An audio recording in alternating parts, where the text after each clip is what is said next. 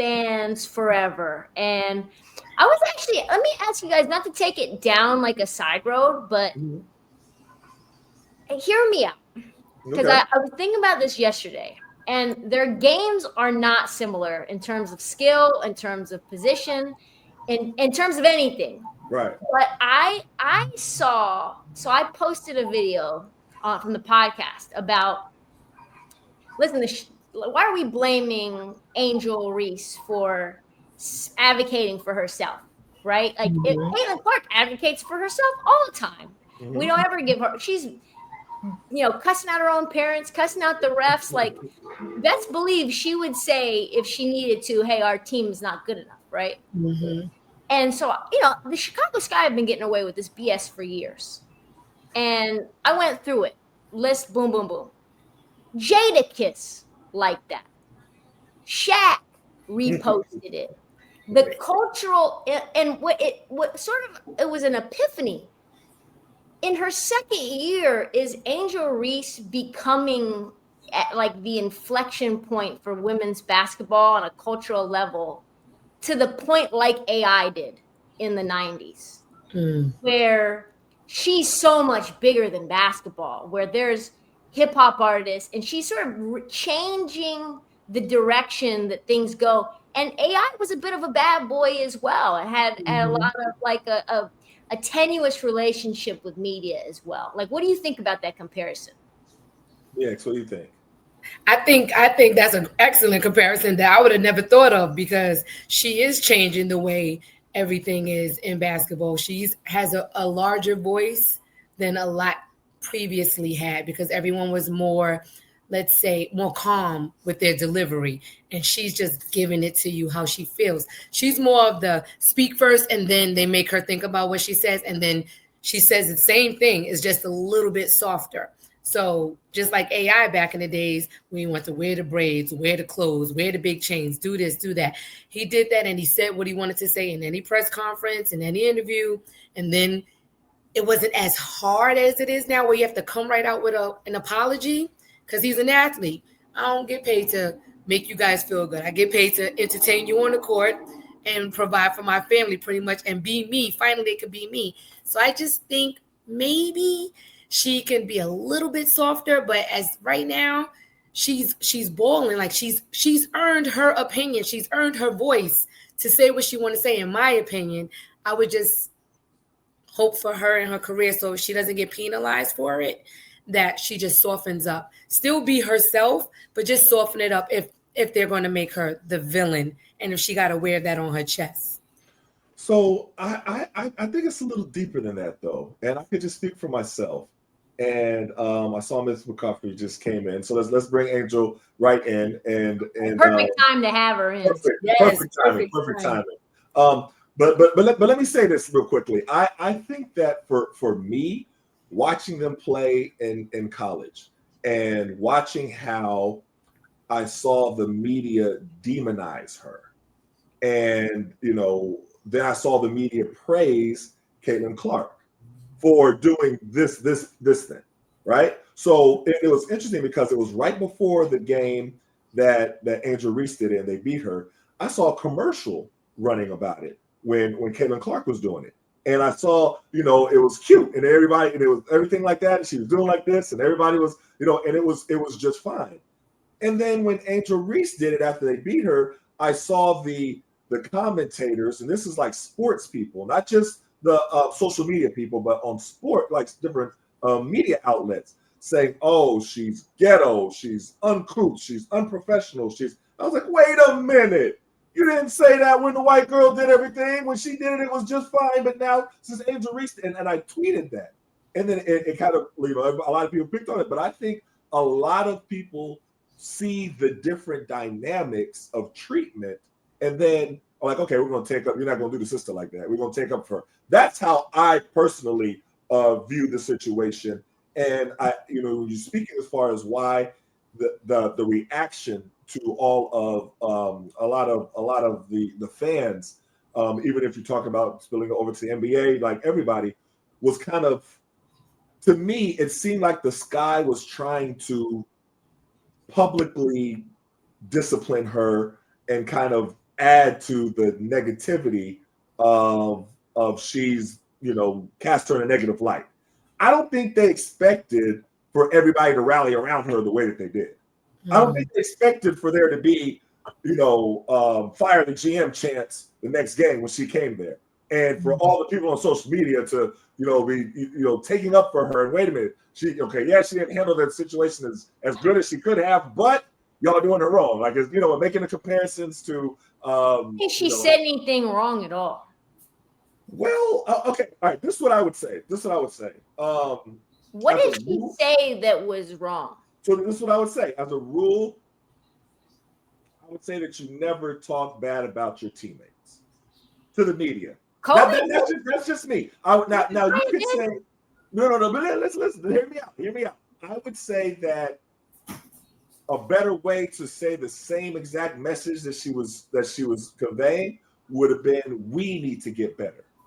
We have to do better next year. We cannot, and use we over and over again. But if you, and it's again, like we made a reference to Any Given Sunday, remember when Willie Beeman was, they were struggling, he was like, yeah, our offensive line ain't doing this, or this ain't that. I was like, you don't do that to the media. You can talk about each other in the locker room, and say this, that, and the third, but to the media, you kind of got to have a united front. So that's what I think. That's like, you tell me what you think, Trysta. Yeah, I mean, I think we hold, even to BX's point about softening it, what my mind went to immediately was to gender roles and like how women have to act as athletes. And a big part of the reason why me and my partner started the Daily W is because it felt like, the media in general wants to give out a lot of gold stars and participation awards and doesn't really want to like say the truth about things in terms of the way that they play on the court, right? Like the things that we say about male athletes, it's very hard for people to feel comfortable based on how they're going to get responded to. The fans don't like it, right? And like, so media shies away from critiquing players, but also players shy away from speaking their mind and there's like an aspect of hey, you've got to like get your point across, but you got to do it like a lady, right? And so if those things were said by a male athlete, I just don't think we would even be thinking about it at all. BX, you muted, but go ahead. I know you have a comment. No, I wasn't speaking out loud. I was just like mouthing like, oh, great. Yeah. No. So yeah, I think for Angel, what is at play is a very similar things that happen, and I can't wait for Angel McCoughtry to come on. Is whenever she gets her screen set up, like you're talking about a strong opinionated Black woman from Baltimore, right? And like those things. And like your cultural upbringing and who you're around and owning your authentic self, like both Angels know who they are. And if you don't like how I said it, that's fine, but I still said what the truth is. And I think what ends up happening, and maybe Angel has more to say in terms of like the cautionary tale of that for Angel Reese, is that, it can stick with you for probably very unfairly when you go about it that way. Well, see, I would say that there's nothing wrong with speaking your mind. You just it's not speaking against your teammates, though. And I would say for me, like I said, it's just my opinion. Even if there are male athletes that do that, or young athletes, I tell young athletes the same. It's you against them. Like the media is not your friend. Like they're not your friends. They're not your fans, anything like that. It's the team against the media, because they're going to try to, like I saw right now, unfortunately, two of my old teammates are going back and forth still, Kwame Brown and Gilbert Arenas, off of the media hyping it up and against the two of them. That's what they do. They pit guys against each other, and they do it all the time. And I've seen it happen over and over again. So in that one, I would say no. In this aspect, you don't talk about each other to the media. You know what I mean? Not your teammates, but you say we Like, we got to get better. We lost as a team. There you go. What they did with RG3 when he was here and he was struggling one time, they're like, hey, RG3, you're playing so great, and you're like the cornerstone of this franchise. You're changing the whole NFL. But wouldn't it be easier for you if you didn't have to scramble or run for your life? If the offensive line gave you a little bit more protection. And what did RG3 do? He took the bait. Yeah, you're right. The offensive line should be protecting me a little bit more. You don't do that. You don't criticize your teammates. You know what I mean? What about in this situation where there's such historic malfeasance of a franchise? Not a franchise. I didn't say the franchise. I said the teammates. But what I'm saying is, like, they knew what they did. They traded this year's draft pick to go up and get the 11th pick for a player who barely contributed at all. And they knew that they had a 37-year-old point guard who is already on the bench for the Liberty and wasn't playing many minutes. This roster has driven away stars, but really hasn't managed the team and this roster to sort of like maximize the stars that they have brought in or kept. So why keep it in-house when you know that you kind of need to apply public pressure to get a franchise to change how they do things with how they construct the roster? Are we talking about how bad this roster is without Angel at least saying, hey, like, this roster is just not good enough? Yeah, I feel you. I just don't think you do that as a teammate. You don't do that. But Angel, you jump in here? What do you think about all this? First, let me apologize. I don't know how to get the screen right. It's all right. We can see you. It's good. Okay, cool.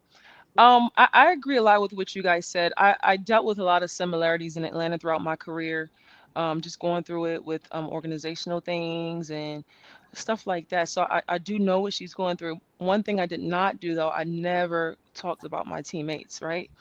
If it was somebody I didn't like in the locker room, you would never know about it, right? There's players that people get into and don't like to this day, right? Shoot, when I was being coached by what's his name? Why do I have a blank? What's my coach's name from he played for the Lakers, Defensive Player of the Year. Coach help me out, Ethan. What are you talking about? Played for the Lakers, Defensive Player of the Year when he played with Magic. He won 2 championships with the Sparks. I just have a blank. It wasn't the coach. Coop, yeah. When I was being coached with Coach Coop, okay. Yeah. And whenever we had to play Bill Laimbeer, all he talked about was how much he still couldn't stand Bill Laimbeer. Right? So these things happens where sometimes teammates, you have these rivals with people that you still may not like to this day. But when you are currently have a teammate on your roster, we just don't air that out, right? Because I've learned that, hey, my teammates at Louisville, I still have relationships with them. One of them can give me a job, right? One of my teammates is a head coach for the University of Arizona, right? I got a call from another teammate who, hey, can you come be on my staff? So these are the relationships you never know you may need later on. You get what I'm saying? One thing I am going to say is when I was in Atlanta, I remember the owners telling someone, does she act like that because she's from Baltimore? Talking about me. Act like what? Yeah, I don't like that. Act like a fierce player on the court because I have an attitude on the court that is willing to win and I have an aggressiveness. What do you mean? Right. Does she act like that because she's from Baltimore? But that is the stigma that we always get, right? When we're a little bit tough on the court and we back talk a little bit and we do this, right? And when a woman speaks out like I used to do in Atlanta, we're a troublemaker, we're uncoachable. It's not just in sports. Yep. It's everywhere where when a Black woman speaks out, the stigma comes. And that's what Angel Reese has on her right now, which she should not have. She's a basketball player. I agree. And like I said in my other podcast, I agree she should have spoken out. Always say what you feel, but there's just the way we say how we feel. That's all that needs to be cleaned up with Angel. Now, should she have played the last game? Maybe you just dress. So then they know, okay, maybe she just has an injury. Just put on the clothes. And then what you guys think? Give me something. See, I don't know. I think that I'm not a big fan of the Sky as an organization. I think they're a terrible organization that have mismanaged a lot of different players in the past. I think that they were trying to publicly reprimand her, who was a star player, in a way that they wanted to kind of embarrass her. And I thought that that's just not the way that you handle I mean, yeah, if you wanted to talk to her and say, hey, don't throw your teammates under the bus. Yeah, y'all have your kumbaya moment. You know, of course, the teammates are going to get upset and catch an attitude because of what you said. That would happen against, you know, when Kobe said something about Shaq, Shaq got at like, what you mean? You know what I mean? Right. You know, or vice versa. Kobe's like, what you mean I don't pass you the ball? Like, you know what, I pass you the ball. That's what's going to happen. That's why you don't say that stuff to the media. But I don't think it was worthy of a suspension for conduct detrimental to the team. That's like those are when organizations do that, they're trying to put a negative mark on the player. And I thought that's something that should be talked about more as far as the GM and how they've mismanaged Angel Reese. I don't think, and I can ask you, Trysta, I don't think they deserve Angel Reese. I'll say it like that. As an organization, I don't think they do. I agree. I also think that they felt embarrassed. I honestly thought that what Angel said was more of a direct shot at the organization than it was at any individual player.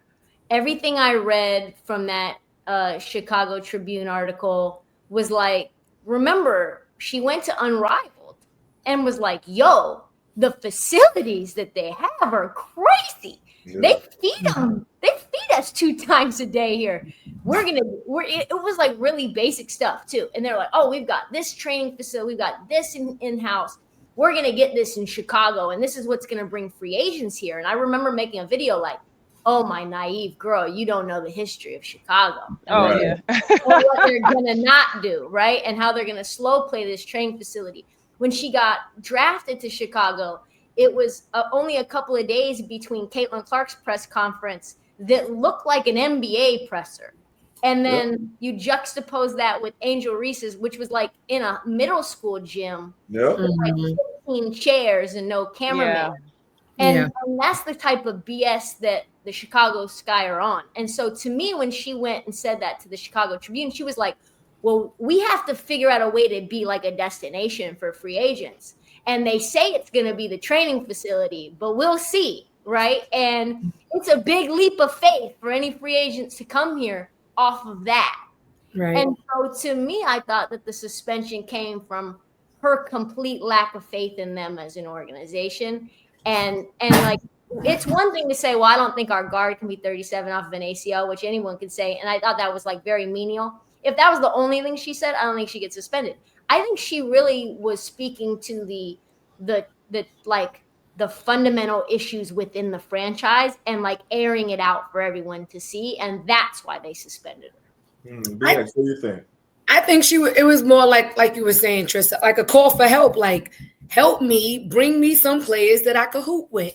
I mean, think about it. Soon as she got there, they got rid of Teaspoon. Teaspoon is one of the best players that ever came out of the NBA. Yeah. So if you have a coach that can identify with somebody like Angel, who you want to label as this bad guy, then let her be with the coach that can get her to play that game. And then you could bring the players that want to play with y'all and not want to play with y'all, that you want to play with you guys to get you on that level. Now, would you have suspended her if the record was 34-10 opposed to 10-34? You suspended her like, okay, we're already losing. We're not going to the playoffs. So, hey, she's suspended for this game. And then the team suspends her for a half a game. So you make her get dressed for a half a game, like to embarrass her. Yeah. Like that wasn't cool. That wasn't cool for me. That wasn't cool. So I just think that it's just, if Chicago's like that, I just wonder if there's any other teams that's like that. And I have a question for you, and a question for you, Angel, being that the media is so intense now. Back then, when you were a top draft pick, did you have to go through these type of exchanges with the media? And what advice would you give to these girls?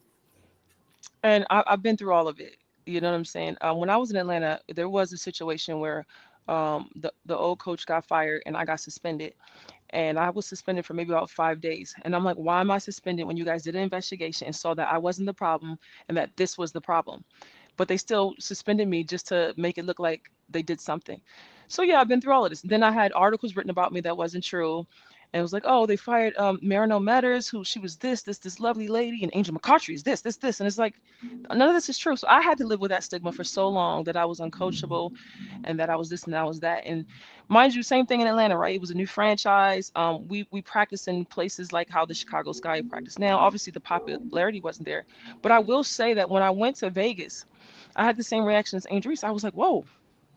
And mind you, I had been in Atlanta so long, I had never known anything else. And I'm like, this is how you get treated as a superstar? I'm like, nobody's in my business. Nobody cares where I go and what I like, all that kind of stuff. We're not being treated like college kids. So I got to experience all of that. But the main thing with Angel that I wouldn't want to happen to her is the stigma to follow her. It still follows me now, right? Why am I not in the league? You get what I'm saying? What's the big deal when I've proven myself over and over again that I'm coachable, that I'm a awesome player? If I was uncoachable, I wouldn't be on an Olympic team. If I was, trust me, they wouldn't have me there. Trust me, right? So I just don't want that part for Angel. And like you said, your organization is supposed to take care of you, but it does seem like, and I don't want. I don't want this to come off the wrong way, but I don't want it to seem like it's this racial thing in the WNBA. Right. I should be able to retire the way I want. Cappy Poindexter should have been able to retire the way she wants. It has to be, these stigmas on Black women have to stop, that they're this, that, the other. I just don't want that on Angel, right? Because she is only 22 years old. These are kids. And I don't understand why we're so hard on these kids. And honestly, I think that Caitlin going through so many injuries right now is because of the pressure of the world. Can we take a little bit of pressure off of her? Right? That takes a toll on your body. We don't talk about that enough. These are 20-year-old kids who just are learning about life, learning about themselves.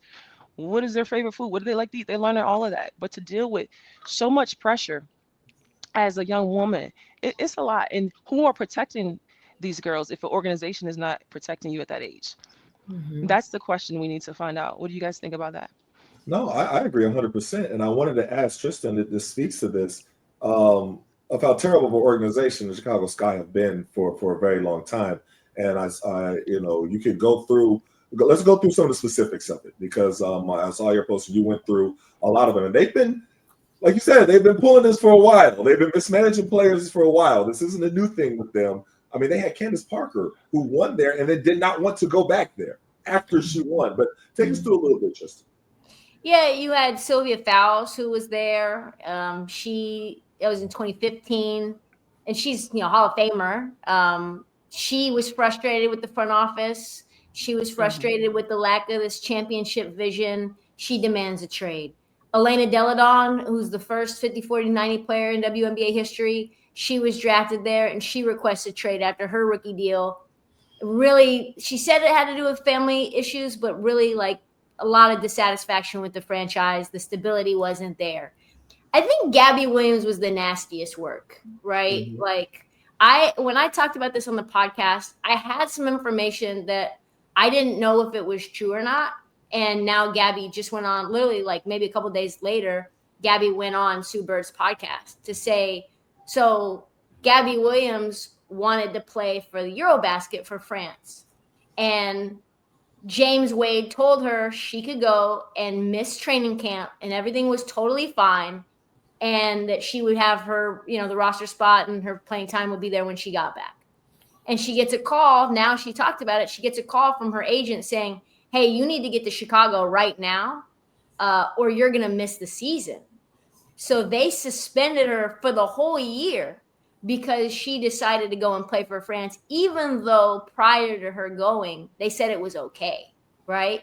Marina Mabrey goes there, and they ended up trading a bunch of picks to get her. And she felt that the team environment, according to what I've heard, not only frustrated with just the lack of direction in the culture, but felt that like there were some internal racial tensions in there as well, and felt like the locker room was fractured. You got Candace Parker, who's from Chicago. She goes there, wins the ring. Pretty much the only reason that anyone gives the Sky credit at all was because of that ring. But if you remember, in 2021, no one thought that the Chicago Sky were going to win the championship. That came out of absolutely nowhere. And she ends up going to the Las Vegas Aces after 2 years. The person that's the kind of the center of this controversy outside of Angel Reese is Courtney Vandersloot. But Courtney Vandersloot left to go and play for New York as well after 12 years. and ends up coming back. Who knows why she ended up coming back? Could be for family reasons, but she left for a reason as well. Leah Copper ends up getting traded. Courtney Williams ends up leaving. I mean, there's just so many players that could be on this team right now. Could you imagine Courtney Williams, Leah Copper, Angel Reese, Marina Mabry, Camila Cardosa? Like, that squad. Are you kidding me? These are players that are impactful to championship caliber rosters, and they've just driven them away. Yeah, that's unfortunate. And at one point, when does owner, like, this is my challenge to ownership. Sometimes we have owners who really just don't know much about sport or basketball, but they have the money and it looks good on their resume and they want to bring their friends to the game. But you guys got to get a little deeper and see what's really going on. We've seen this many, many years where you're a player and staff goes and tells the owners whatever they want to hear, or they could tell them lies about a certain player and they just believe it, right? Because they're really not involved to really see what's going on. And there's not a relationship where enough owners talk to the players, say, what do you guys need? What's going on? I want to hear from you. And if we see that dynamic more, I think that can help a lot of franchises, right? Isn't D Wade one of the owners, right, of Chicago Sky? Yes. Yes. Like that should be enough right there, where as a player what players deserve and what they need.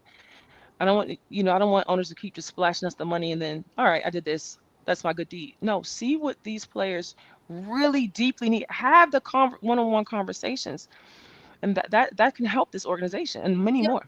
Did Mark Davis talk to Aces players, Angel, when you were there? He did? He was involved. Like, he wanted to talk to us.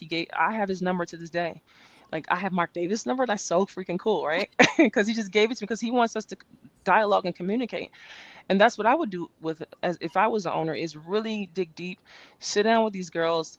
What's going on? This is going on, because you're not going to always hear that from the staff. There's always like this middle person and this other middle person. Stuff gets filtered, right? Like, so this is my message to owners: get involved, see what the players need, talk to them more one-on-one. Okay, D-Way, you don't got to give your number out to the girls. I get, just using him as an example. But you can show up to the locker room and have conversations with them after and take notes and sit on it for a week or two. You ain't even got to tell nobody else and say, hey, we're going to do this. We're going to get this done. Let's raise the money for this. It can be done. So Chicago can be a better organization. It's not hard. I think so, but I think sometimes the ownership, there's kind of a distance between the two, and they have different people in place, like the president and the GM, to kind of handle the day-to-day, to be able to manage different things. And from my perspective, and y'all tell me if I'm wrong, I think the Chicago Sky need a new GM. That's the only way I can say it. I think just watching how how do you say his last name? Pagliocca? Did I say it right? I mess it up? I think it's Pagliocca. Okay, all right, Pagliocca. I mean, the messages that he has given out does not seem, and I would like to, when y'all talk to the Sky players, ask them specifically the relationship that they have with the GM.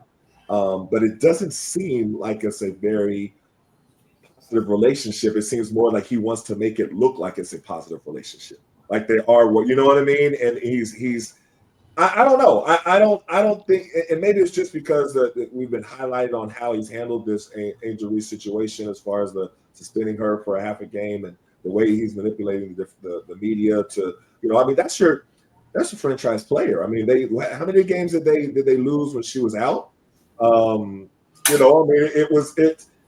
don't know. It seems like there would have been a much better way for him to handle it, and he's the one that is directly handling everything with the situation. I don't know. I think sometimes you just need a new direction in management.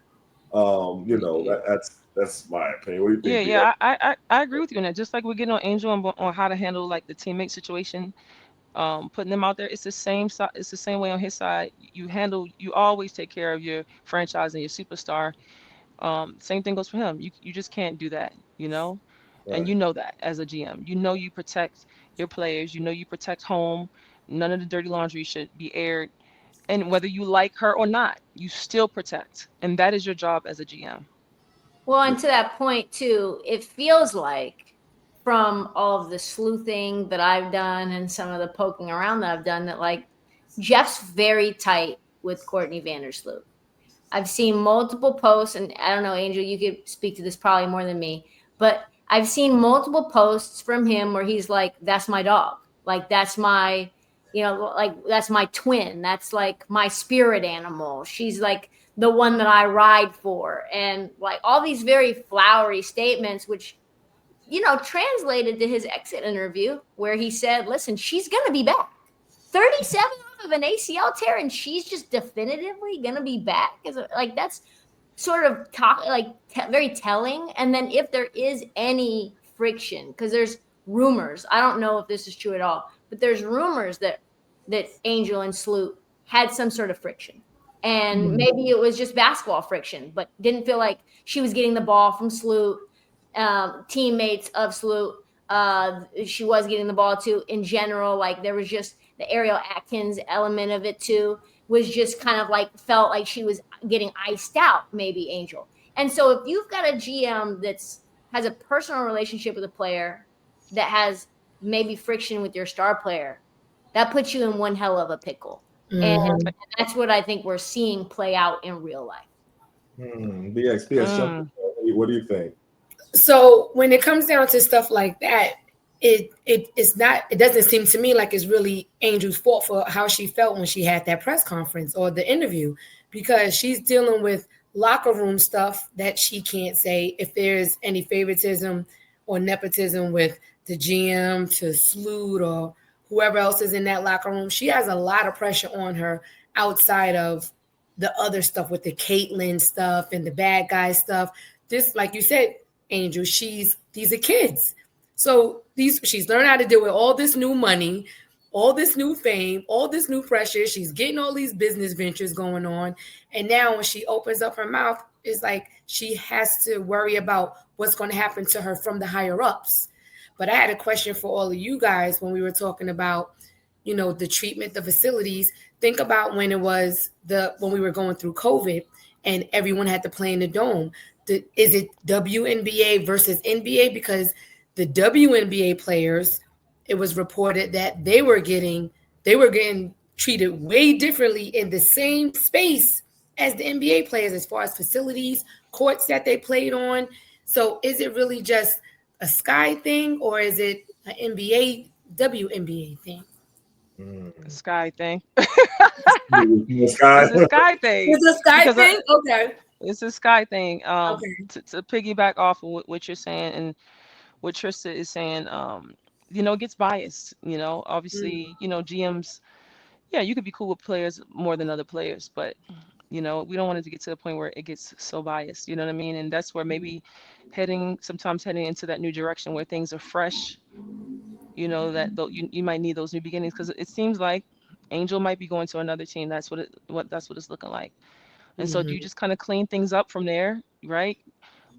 We've seen it done with I have another blank with our girl that just got fired as a coach. What's the difference between her being fired now, Witherspoon? What's the difference between Witherspoon being fired and the things going on now? Because let's keep it real, right? We heard things. Did Witherspoon get fired because the locker room? Did she get fired because how the organization was handling themselves and the look of it? But there's no difference back then to now.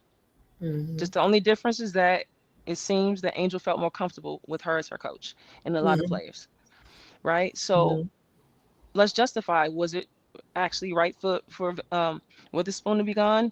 And do the Sky just need a new direction right now? Just a whole new cleaning up, especially if Angel's not coming back.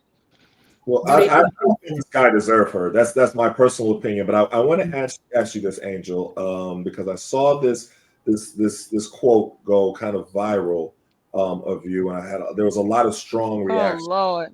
I mean, I gotta ask you. No, ask please, so I can clear it up.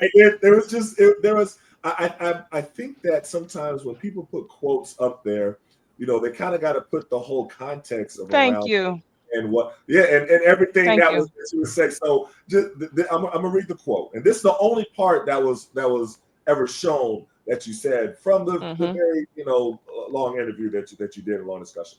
So they said, you know what I would do, Angel?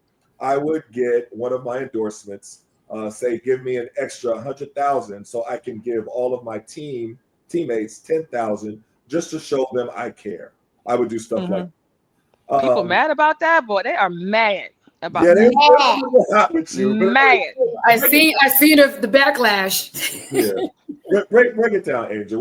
Let's break it down. First of all, the conversation on the Good Follow show with me and Ross, it was so positive. The things we said about Angel, about how what we said now, how she's young, and maybe it's just a delivery, things like that. I said, girl, you know what I would do? Made a little joke. I asked one of the brands for an extra 100,000. I'll give you teammate 10K. Then I moved on to another subject. Yahoo, me and you have some beef. This is the second time that they took a small quote, put it out. They did the first thing with Haley, and making everybody hate me, right? Which is fine. This is messy. They're messy. This is the space we're in, though, right? Now I will say this, not to try to do race. When it was the other side, there was one demographic that was mad at me. Now this side, it's one demographic.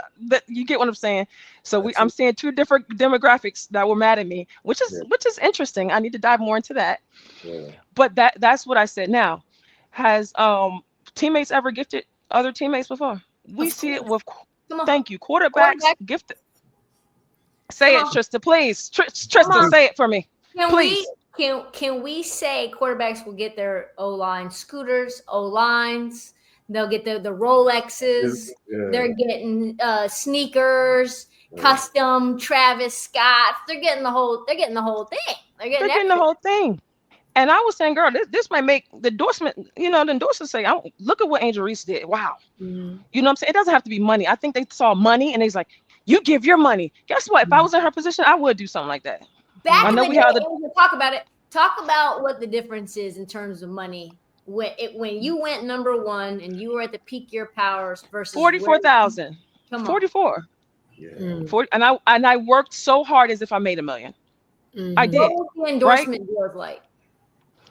Can I put this out? I mean, it was a lot of 5.5s. You know what a 5.5 is? The shoe companies were giving 5.5s, 5,000 in apparel, 5,000 base salary. For a year. I was able to, per year. I was able to get a little more than that because I worked very hard. But shoot, I had a JBL deal. I gifted all my teammates. I didn't have the money to gift them during that time, but I gifted them. They got a big box of JBL headphones and different things, and because I wanted to feel like I could share that with them. It wasn't necessarily, guys, about money. It was just about the tactic behind it. Mm-hmm. But people heard the money and they're pissed. Did Shaq not buy a D-Wade a car? Mm-hmm. So if I was in that position like Angel, I would do it. I really, really would. And what I said was ask the brand for extra 100. That's what I said. It won't come out your base. Give the team. You're like, hey, can I get an extra on the side for the team? I think Paige did it at UConn. She involved them in her endorsements. Yes. So why are people mad at giving? Why are people mad at investing more into women's sports? What are we really mad about, people? If it was you, you would take it. What are you mad about? Mm-hmm.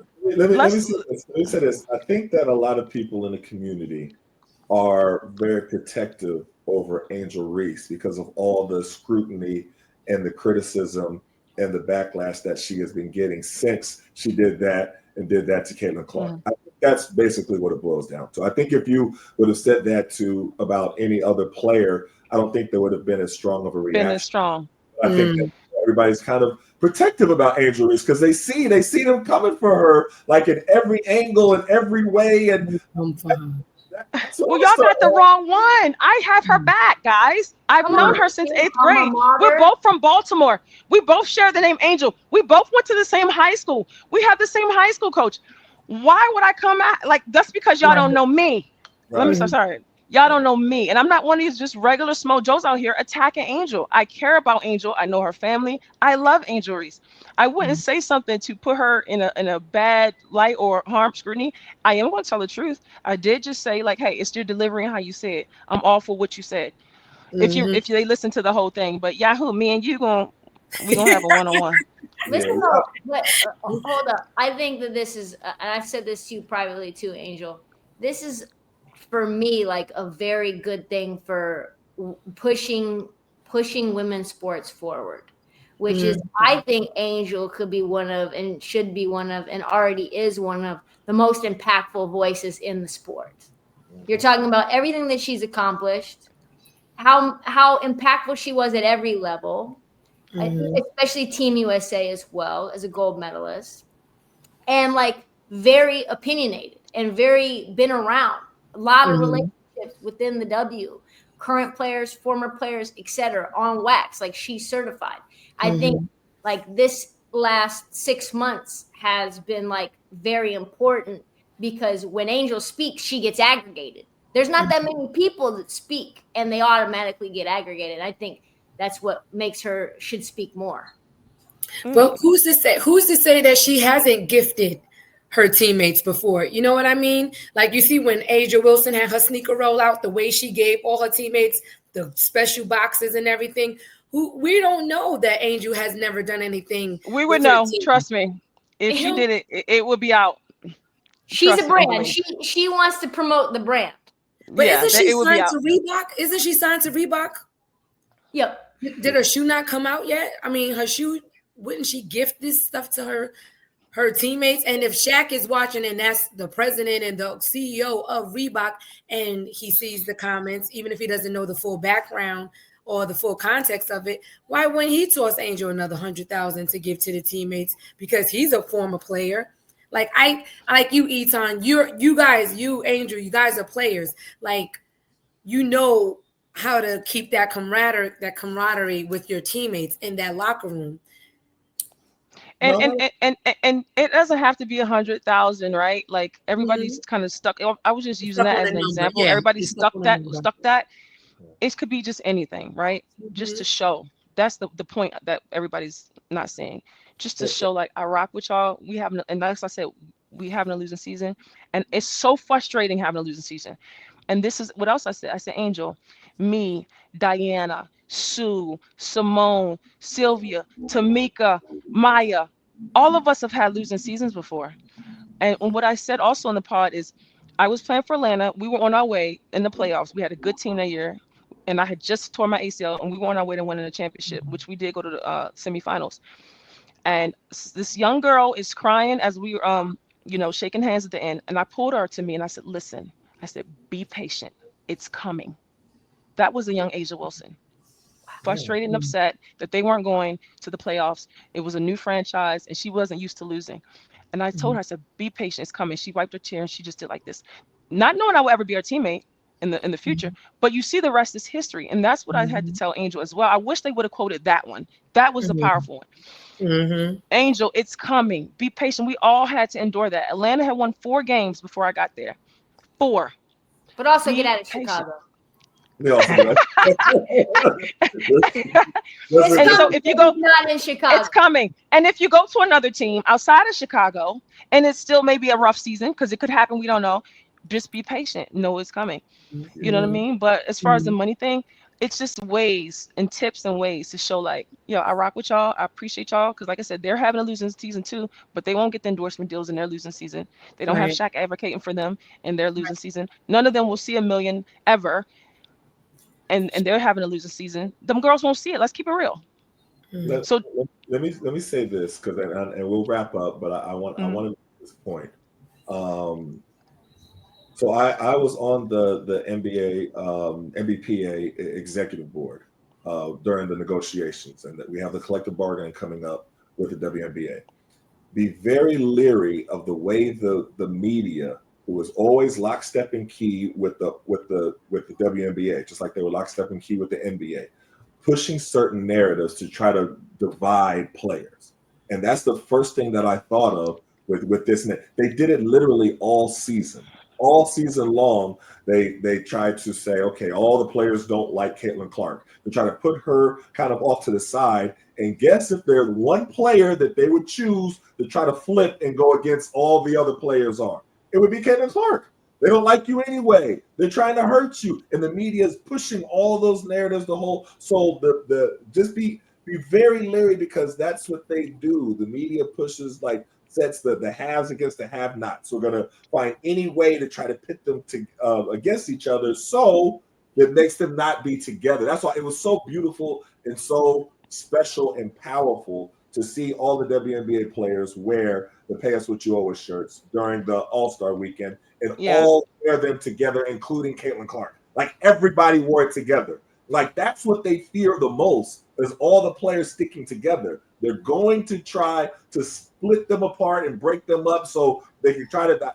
They did it with us. You know what I mean? We thought everybody was together, and they were like, oh, they told this guy that they would give him a job if they gets us to. That's what happens. So the WNBA is in a great place. The WNBA playoffs just started, and it's exciting, and the ratings have been great, even though the mob said it was all gonna just plummet after Caitlin Clark was not playing. The ratings are great. Everybody's interested. Everybody's excited. Everything like that, and it's in a great place. So I want to really tell all of y'all, I'm much respect to y'all. I appreciate everything that you all do. Angel, I see you doing all the stuff all over the place. And I'm like, yeah, fuck your stuff. And Trysta, you know how I feel about you. Keep doing your thing. Beex, we're going to be doing a whole lot of stuff together. But yeah, the WNBA is in a great place. So, everybody just keep supporting, keep watching, keep rooting, but be very leery of the media narratives that go out there to try to pit people against each other. They've been using that same old tactic for decades, and they're going to keep on using it. But thank y'all for coming on the collision. I appreciate you for having me. Doing y'all thing too. Nice meeting you. I'm going to follow you all on Instagram, so when you see me, don't block me. No. Definitely. Thank you, Etan. That's how you drop the mic, Etan. Thank you so much for having us. For sure. Appreciate y'all. Thank you. All right.